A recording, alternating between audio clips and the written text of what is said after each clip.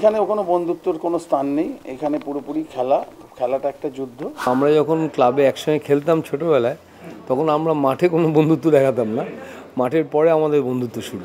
যবে থেকে খেলা শুরু করেছি কোনো দলের সাপোর্টার না, আমার বাড়ির পরিবার বলতে পারো মোহনবাগানের সাপোর্টার। সেটা এরকম বলা যাবে না, এটা আমরা ঠিক আমরা যখন যেখানে থাকি তার হয়ে আমরা কাজ করি। জবাব তো মাঠে দেওয়া যাবে, এবং মুখে ফুটবল হয় না।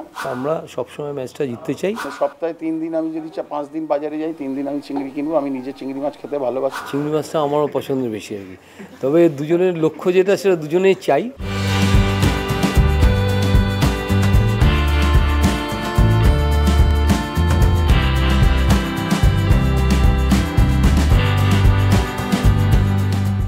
ইস্টবেঙ্গল অনেক বেশি ব্যালেন্স সাইড, কারণ তুমি যদি তাকিয়ে দেখো টিমটার দিকে, আই লিগের যারা খেলোয়াড় মোস্ট অফ দ্য প্লেয়ার্স আছে তাদের টিমে, এবং উল্টো দিকে আমাদের যদি তাকানো যায়, যদি কারসুমি, সিলটন, পাল ছাড়া আমাদের কেউ আই লিগের খেলা প্লেয়ার কেউ নেই। অ্যাট প্রেজেন্ট পয়েন্টে আমরা এগিয়ে রয়েছি, কিন্তু খেলাটা শেষ হয়নি। যতক্ষণ না খেলা শেষ হবে ততক্ষণ কিছু বলা যাবে না।